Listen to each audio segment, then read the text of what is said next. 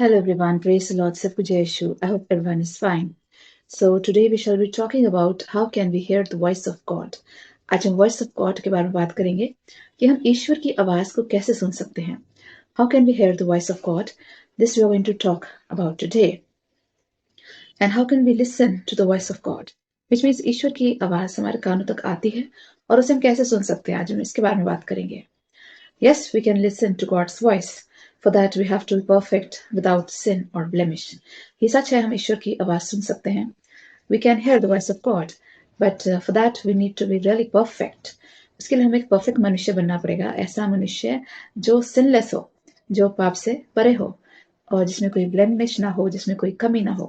Which means we have to be very, perfect, sinless, without any blemish if we want to hear the voice of God. Of course, God speaks to us every day, but we are not able to hear His voice. यानी ईश्वर आज भी लोगों से बातें करते हैं, लेकिन हम उनकी आवाज नहीं सुन पाते.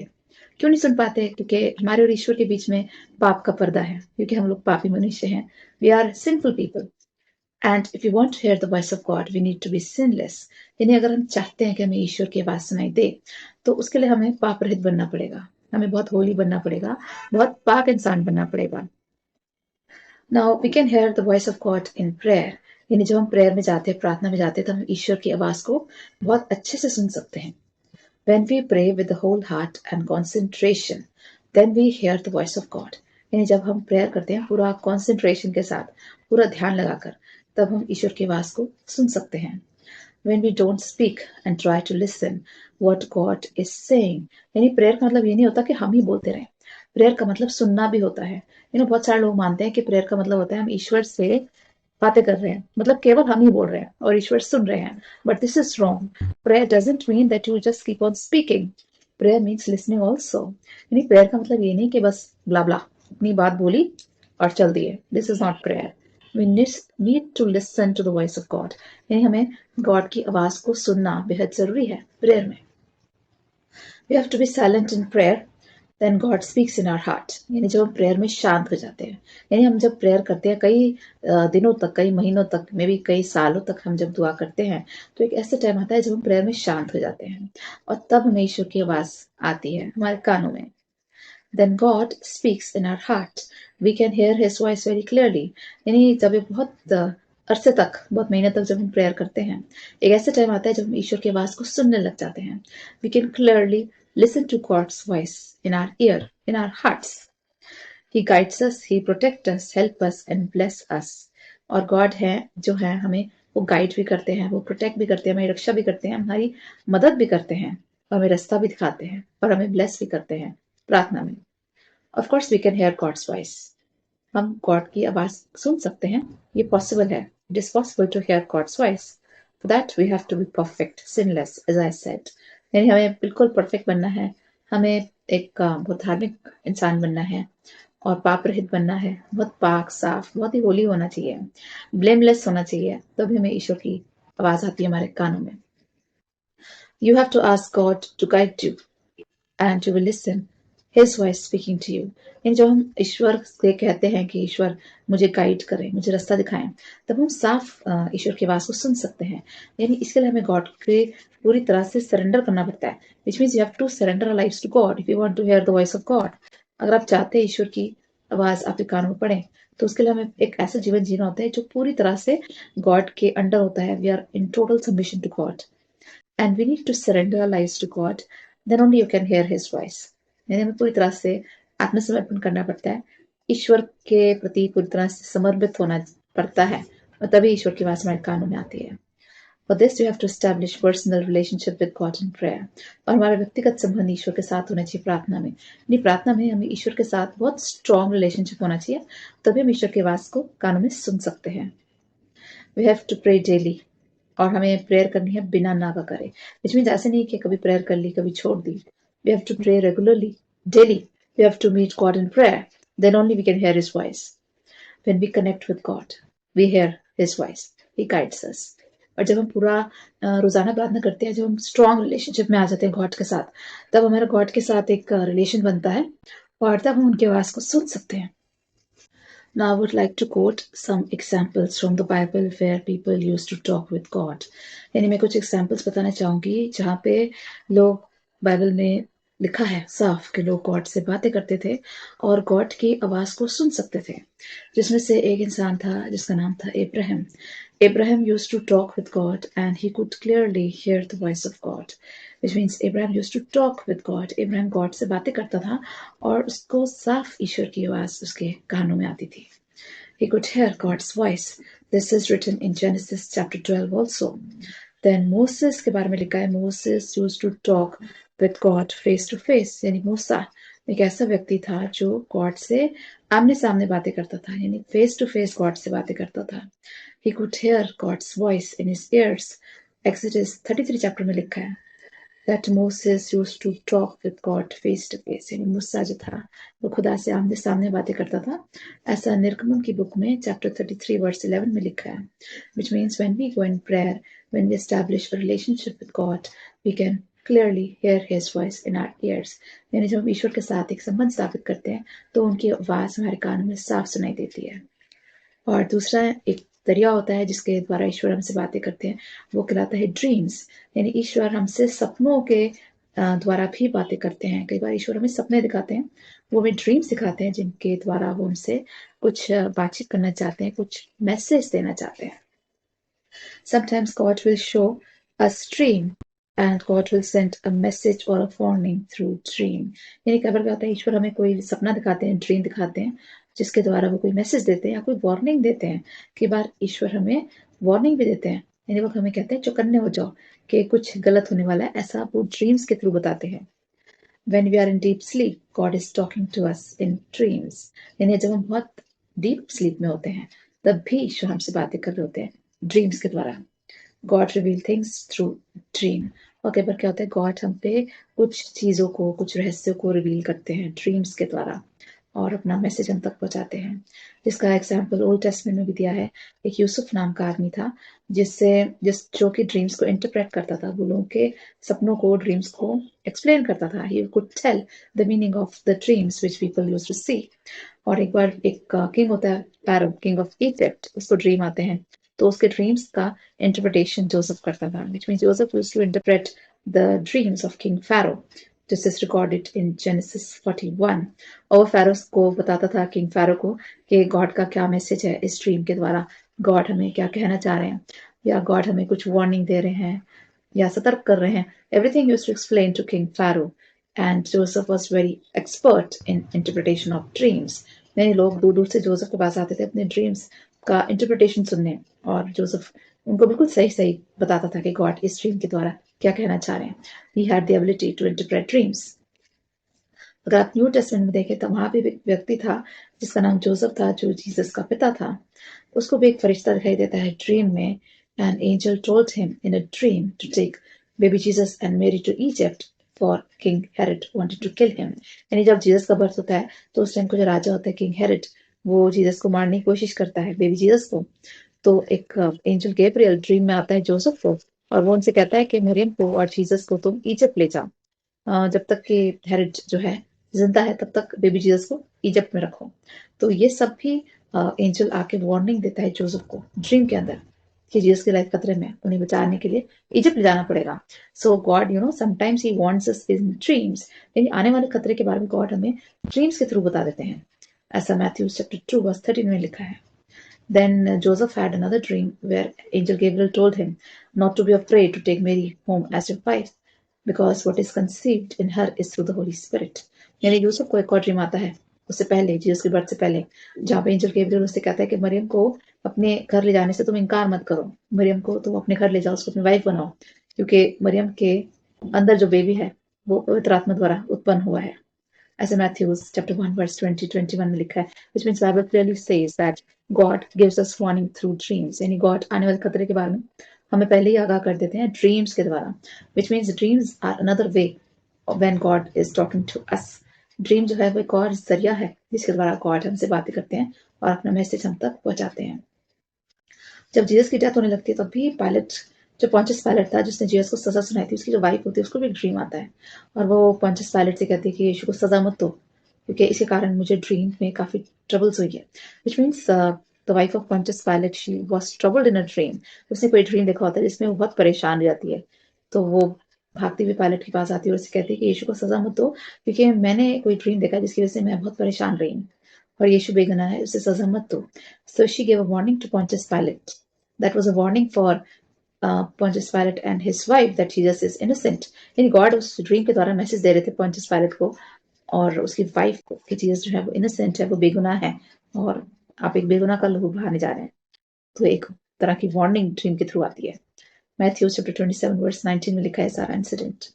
और जो तीसरा तरीका होता है जिसके द्वारा गॉड हमसे बातें करते हैं वो कहलाता है विजन्स। यानी परमेश्वर हमें कोई दर्शन देते हैं, कोई दृश्य दिखाते हैं जिसे हम विजन कहते हैं इंग्लिश में। उसके द्वारा भी गॉड हमें कोई मैसेज देना चाहते हैं। Visions are another way when God conveys his message to us.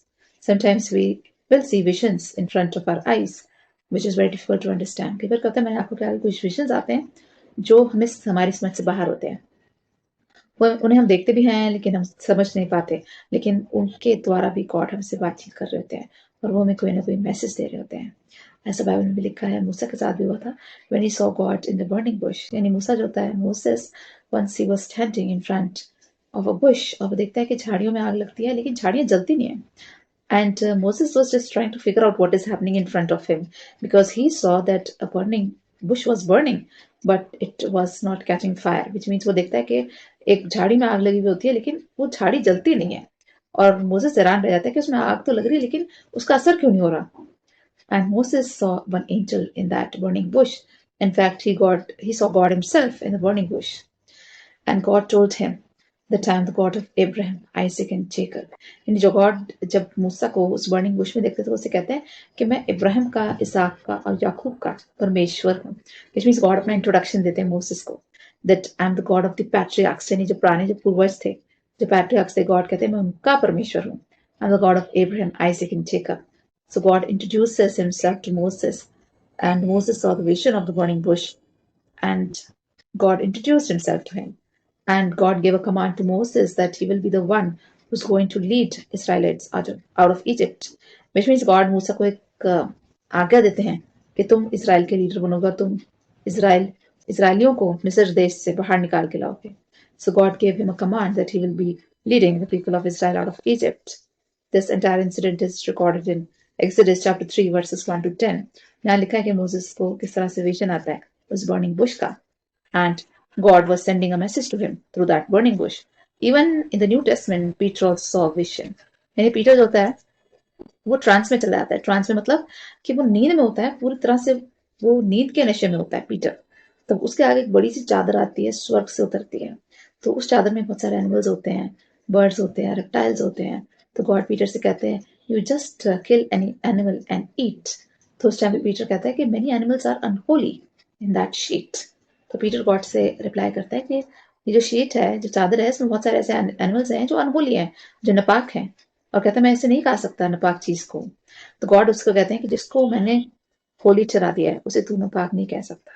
Which means God told Peter that what I have called holy, you cannot call it unholy. And this entire incident also happened with Peter. This was a vision which he saw in trance. यानी उस time पे Peter जो था वो पूरी तरह से नींद में होता है जब वो पूरा पूरा ये दृश्य है, विजन को देखता है। A sheet came from heaven and rested in front of him, and God told Peter to kill and eat anything from the sheet. But Peter refused, and he said, I cannot eat anything unholy. Then God rebuked him and said, What God has called holy, do not call it unholy. यानी God कहते हैं जिसको मैंने पाक साफ पवित्र ठहरा दिया है तो उसे कैसे नापाक कह सकता है। विच मीन्स गॉड अगर किसी को चुनते हैं, किसी का सिलेक्शन करते हैं, तो उसको हम रिजेक्ट नहीं कर सकते हैं। This entire incident is recorded in Acts chapter 10 verses 9 to 16, which means visions जो है वो एक और तरीका होता है जिसके द्वारा ईश्वर हमसे बातें करते हैं। कभी वो ड्रीम से बात करेंगे, कभी वो विजन से कोई दृश्य दिखाएंगे, कभी ईश्वर की आवाज हमारे कानों में आती है। सब तरीके होते हैं गॉड के हमारे साथ संपर्क करने के, which means God is trying to contact with people through his voice or through maybe a dream or a vision. These are ways when God is trying to convey something to us. और चौथा तरीका है God हमसे बातें करते हैं prophecy के द्वारा, which means God will speak to us through some prophecy. Now prophets जो होते हैं वो प्रोफेसीज करते हैं, वो भविष्यवाणी करते हैं, और कई बार हमें उनके द्वारा भी गॉड कोई ना कोई मैसेज देते हैं। Someone will meet you and leave a prophecy and we are blessed. कई बार क्या होता है, हमें कोई रास्ते में ऐसा इंसान मिल जाता है या कोई हमारे घर में आ जाता है जो कोई हमारे लिए प्रोफेसी कर जाता है, और उसके द्वारा भी गॉड हमसे कोई बातचीत करना चाह रहे होते हैं। उस प्रोफेसी के द्वारा गॉड हमें कोई मैसेज देना चाह रहे होते हैं। When we hear the prophecy, we are blessed। जब हम पे कोई प्रोफेसी करता है, तो भविष्यवाणी करता है, उससे भी हमें आशीष मिलती है। यहाँ मुझे वाक्य याद आता है सिम्योन का। अगर आप न्यू टेस्टमेंट देखें तो वहाँ पे जब जीसस का बर्थ होता है, तो मरियम और यूसुफ जीसस को टेम्पल में लेके जाते हैं उनको प्रेजेंट करने के लिए। तो वहाँ पे सिम्योन नाम का एक ओल्ड मैन मिलता है, वो जीसस को हाथों में उठा लेता है, बेबी जीसस को, और वो कहता है today I have seen the salvation of God. और कहता है मैं इतना ओल्ड हो चुका हूँ, लेकिन मुझे परमेश्वर ने जिंदा रखा अपने बेटे के दर्शन करने के लिए। And he prophesied on Jesus. उसने बहुत सारी प्रोफेसीज करी थी क्राइस्ट के लिए। उसने कहा था Christ will be a sign of rejection. वो कहता है ये बच्चा जब बड़ा होगा तो he will be a sign of rise and fall of many and he will be a sign of rejection. वो कहता है कि लोग जो हैं जीसस को रिजेक्ट कर देंगे, और जूइश पीपल, उनके अपने लोग उनको रिजेक्ट कर देंगे, and he will reveal the hearts of people. और जीसस जो है बहुत सारे दिलों को उनके जो अंदर चलता है अच्छाई बुराई, उसको रिवील करके रख देंगे, and many people hearts will be revealed. Simon gave prophecy on baby Jesus. He saw him at the temple, and he said that though he was old, but God kept him alive to see the salvation of God. Which means वो Jesus को कहता है कि ये मैंने आज salvation देखा है, आज उद्धार देखा है. And he said Jesus will be a sign of rejection, and he will be also sign of salvation. कहता है जीसस को लोग रिजेक्ट तो करेंगे, लेकिन उनके द्वारा दुनिया में साल्वेशन भी आएगा, उद्धार भी आएगा। ऐसा ल्यूक चैप्टर 2 में लिखा है वर्सेस 25 से 35 तक। विच मीन सिमियोन जो था वो जीसस के ऊपर प्रोफेसीज कर रहा था, वो जीसस के ऊपर भविष्यवाणी कर रहा था। और प्रोफेसीज जो होती है वो भी एक तरीका होता है, एक जरिया होता है जिसके द्वारा गॉड हमसे बातचीत करते हैं और हम पे कई चीजें रिवील करते हैं। Even angel Gabriel, he when he saw mother Mary, he prophesied the birth of Christ. Which means Gabriel फरिश्ता जो होता है मरियम को देखता है, तो उसने भी प्रोफेसी करी थी कि जीसस का बर्थ होगा। ऐसे ल्यूक चैप्टर 1 वर्सेस 26 से 38 में लिखा है। और एंजल गैब्रियल ने ही जॉन द बैप्टिस्ट के पैदा होने की भी भविष्यवाणी करी थी। If you remember Luke chapter 1 versus 8 से 25 तक, वहां पे कैसे एंजल गैब्रियल आता है, वो ज़करिया को अपीयर होता है और वो प्रोफेसी करता है कि आपका एक बेटा होगा जिसका नाम जॉन रखा जाएगा, और जो यीशु के आगे आगे चलेगा और यीशु का मार्ग तैयार करेगा। How angel Gabriel appeared to Zachariah and he prophesied the birth of John the Baptist. ये सारे तरीके होते हैं गॉड के हम तक अपना मैसेज पहुंचाने के। कई बार गॉड प्रोफेसीज को यूज करते हैं, प्रॉफिट्स को यूज करते हैं अपना मैसेज हम तक कन्वे करने के लिए। Another way God contact towards us is through the word of God. और कई बार क्या होता है, गॉड हमसे बातचीत करते हैं अपने वर्ड के द्वारा, अपने वचन के द्वारा, स्क्रिप्चर्स के द्वारा। Sometimes you will receive a word of God, maybe a verse, which will become the verse of your life। कई बार कहते हैं बाइबल में कोई वर्स देख लेते हैं जो हमें ऐसा लगता है ये वर्स तो मेरे लिए लिखी गई है, तो वो हमारी वर्स ऑफ लाइफ बन जाती है, विच मीन्स हमारे जीवन की वर्स बन जाती है, और वो हमारी फेवरेट वर्स बन जाती है। कई बार ऐसी कुछ वर्सेस होती हैं जिन पर हमारी निगाह टिक जाती है। God will show us a verse that will become the verse for your life, which means कई बार पता है गॉड हमसे वर्सेस के थ्रू बातें करते हैं, हम पे अपने शब्द के द्वारा बातें करते हैं, और वो जो गॉड का जो शब्द होता है वो हमारे लिए वर्स ऑफ लाइफ बन जाता है। which means sometimes God will send a message to you through some verse, through some scriptures, and that becomes the message for your life, और वो मैसेज आपकी लाइफ के लिए होता है।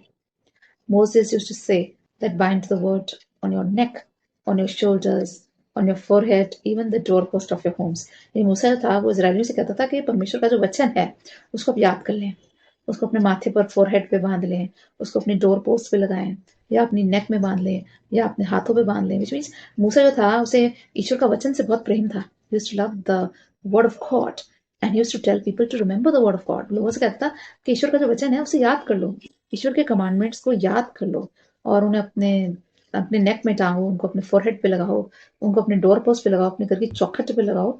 And word of God is very essential for us, and word of God teaches us the path of life. यानी मूसा कहता था कि ईश्वर का जो वचन है वो हमें जीने का तरीका सिखाता है। ईश्वर के जो कमांडमेंट्स हैं वो बेहद जरूरी हैं, और वो हमें बचाते हैं स्वर्ग तक। ऐसे ड्यूटरॉनमी चैप्टर 6 वर्सेस 8 और 9 में लिखा है, और एक्सोडस चैप्टर 13 वर्स 9 में भी लिखा है, which mean sometimes God speaks to us through his word. कई बार कहता है ईश्वर हमसे अपने वचन के द्वारा बातचीत करते हैं और वो हमें कोई ना कोई मैसेज देते हैं। डेविड यूज्ड टू से, your word is like a lamp for my feet. यानी दाऊद कहता है कि तेरा जो वचन है वो मेरे लिए दीपक का काम करता है, मेरे पैरों के लिए, and a light for my path, और वो मुझे जीवन का रास्ता दिखाता है। तेरा जो वचन है वो मेरे लिए रोशनी का काम करता है, दीपक का काम करता है, और मुझे रास्ता दिखाता है और मुझे बताता है कि मुझे कौन सी जगह लेनी है। जैसे साम 119 वर्सेस 105 में डेविड कहता है, which means how much essential it is for us to read the word of God. और कई बार क्या होता है, हमारी आंखों के आगे कुछ ऐसी वर्सेस आती हैं जो हमें लगता है ये वर्सेस हमारे लिए बनी है, और ईश्वर इन वर्सेस के द्वारा हमसे बातचीत कर रहे हैं। So read the scripture daily and it will leave a message for you. यानी आप डेली वर्सेस पढ़ें, स्क्रिप्चर्स को पढ़ें, तो उसमें से आपको वर्सेस दिखेंगे जिनके द्वारा गॉड आपसे बातचीत करेंगे। And another way when God is talking towards is through some messenger. तो कई बार कहते हैं गॉड हमारे पास अपना कोई मैसेंजर भेजते हैं। कई बार हमारे घर में कोई पास्टर आता है या कोई प्रीचर आता है या कोई प्रीस्ट आता है, और वो कुछ ऐसी बातें बोल जाता है जो हमें लगता है जो गॉड की तरफ से हमारे लिए कोई मैसेज आया है। Sometimes God will send a message. God's people will carry a message for you.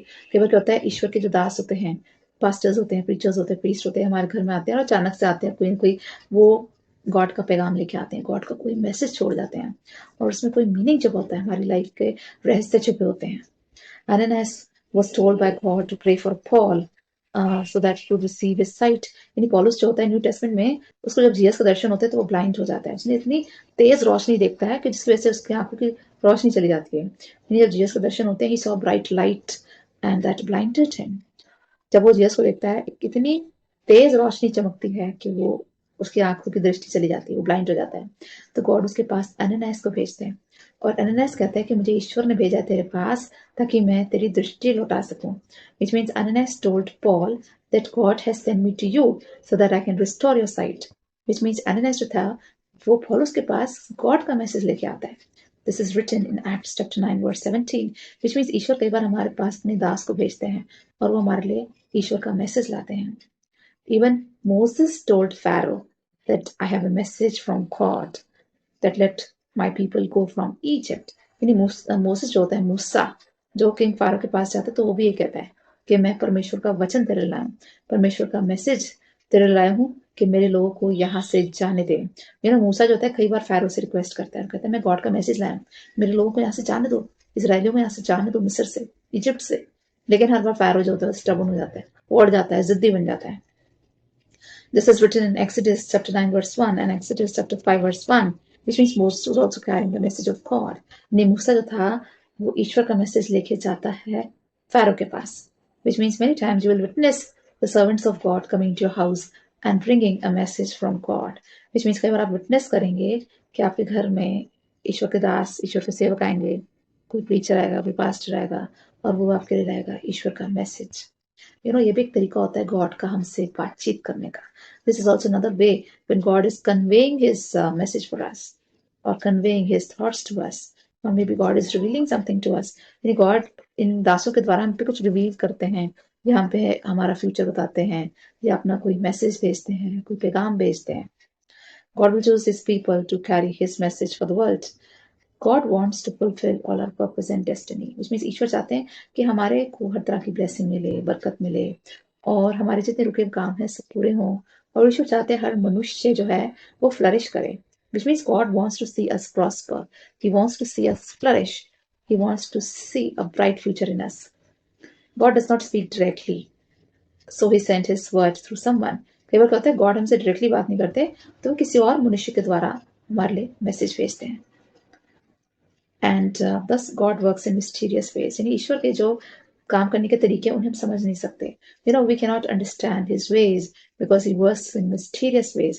ईश्वर जो है वो रहस्यमय तरीके से बात करते हैं और रहस्यमय तरीके से काम करते हैं। उनका काम करने का तरीका और ढंग अलग होता है, जिससे हमारी समझ से बाहर होता है, जो हमारे समझना कठिन होता है। His ways are different from our ways. His plans and thoughts are different from our plans. यानी ईश्वर का काम करने का तरीका हमारे तरीके से अलग होता है। ईश्वर के प्लान्स हमारे से अलग होते हैं, और ईश्वर के जो थॉट्स हैं, उनके जो विचार हैं, उनकी जो योजनाएं होती हैं, हमारी योजनाओं से अलग होती हैं। और कई बार हम सोचते कुछ है, होता कुछ है। इसमें जो हमारी प्लानिंग होती है हर बार उसके मुताबिक नहीं होता, क्योंकि ईश्वर के प्लान हमारे प्लान से अलग होते हैं, और ईश्वर का जो प्लान होता है हमेशा हमारे प्लान से बेटर होता है। हम भी अपने लिए बहुत सारी योजनाएं बनाते हैं, लेकिन ईश्वर की योजना हमारी योजना से हमेशा बेटर होती है। ईश्वर के जो थॉट्स हैं, उनके जो विचार हैं, हमारे विचारों से हमेशा बेटर होते हैं। ईश्वर का काम करने का तरीका हमारे काम करने के तरीके से हमेशा बेटर होता है। This is written in Isaiah 55 verse 8 and 9. And he makes known his ways to people like Moses. और ईश्वर जो है अपने जो तौर तरीके होते हैं वो हम पे रिवील करते हैं। जैसे वो मूसा पे रिवील करते थे कि मैं ऐसा करने जा रहा हूँ, तो ईश्वर मूसा को पहले ही बता दिया करते थे ऐसा होने वाला है। ईश्वर ने मूसा को उसकी डेथ से पहले बता दिया था कि तेरी मृत्यु होने वाली है। तो God used to reveal his ways to Moses, यानी गॉड अपने तौर तरीके अपने प्लान्स मूसा को बताते थे। तो उसी तरह से गॉड हम पर भी अपने प्लान को रिवील करते हैं। This is written in Psalm 103 verse 7.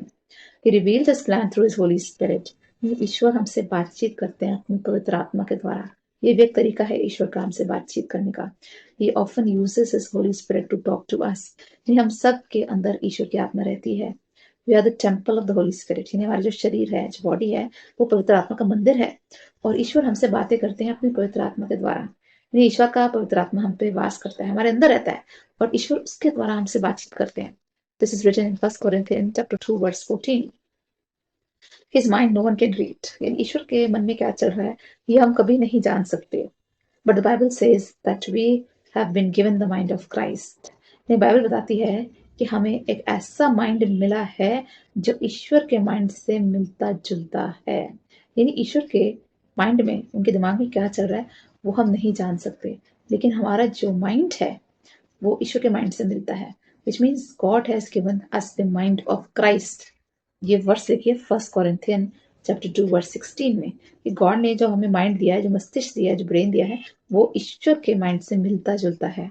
और इसलिए ईश्वर के प्लान्स हम पे रिवील होते हैं, ईश्वर की योजनाएं हम पे रिवील होती हैं। ईश्वर अपने योजनाओं को हम पे प्रकट करते हैं so that we can think like Christ, ताकि हम क्राइस्ट, हमारी सोच जो है वो क्राइस्ट की तरह बन जाए, कि हमारी जो सोच है वो हम क्राइस्ट की तरह सोचने लग जाएं, क्राइस्ट की तरह हम चलने लग जाएं, और क्राइस्ट के बताए रास्ते पर चलें, और क्राइस्ट की विल हमारी विल बन जाती है। We can think like Christ, and we can understand the ways of the Lord through the Holy Spirit that He has given to us and which is residing in us. Which means जब ईश्वर अपने plans हम पे reveal करते हैं तो हम ईश्वर के बताए रास्ते पर चलने लग जाते हैं, और तुम्हारा माइंड जो है वो ईश्वर के माइंड के साथ कनेक्ट हो जाता है। Our mind connects with the mind of Christ. Our spirit connects with the spirit of Christ. And we start understanding his ways. यानी ईश्वर के तौर तरीके हम समझने लग जाते हैं जब उनकी पवित्र आत्मा हमें काम करती है, तो वो ईश्वर के प्लान्स, ईश्वर की योजनाएं, ईश्वर के थॉट्स हम पर रिवील करती है।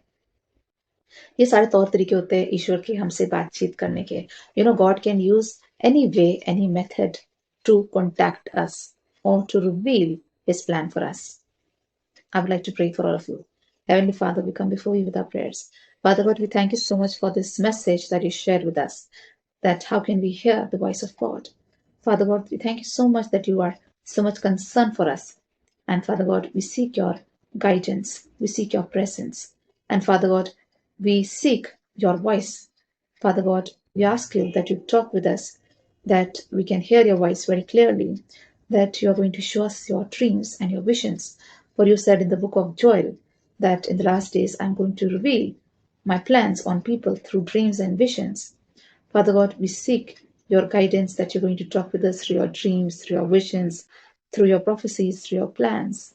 And Father God, we seek the presence of your Holy Spirit, that your Holy Spirit is going to rest on each one of us. The Holy Spirit is going to abide in us, and your Holy Spirit is going to reveal your plans for our life. Father God, we ask you that enable us to work according to your plans, enable us to work according to your thoughts, reveal your will to us so that we can live in submission to your will. Father God, we pray for every viewer who is seeking good health. Bless everyone with good health. Bless all those who are facing any kind of sickness or infirmities or any kind of troubles in their bodies. Bless every organ of their bodies, and bless every tissue, every cell in their bodies. Renew their organs in their bodies. Bless everyone who is seeking healing. We pray for all those who are seeking any kind of jobs or who are seeking any kind of admissions. Bless everyone with a bright future. Bless the work of our hands. Bless our endeavors. Enable us to preach your message towards the ends of the earth. Father God, enable us to spread your love towards each other, to spread your compassion towards each other, and to spread the gospel with each other. We seek the guidance of the Holy Spirit. We give all glory and honor to your name. We ask this prayer through Jesus Christ, Lord. Amen. I hope this message will be a big blessing for all of you. So always pray to God so that He can reveal His will for your life. And always ask God to guide you, to protect you, to bless you, and to speak to you through His different ways. Take care. Bye bye.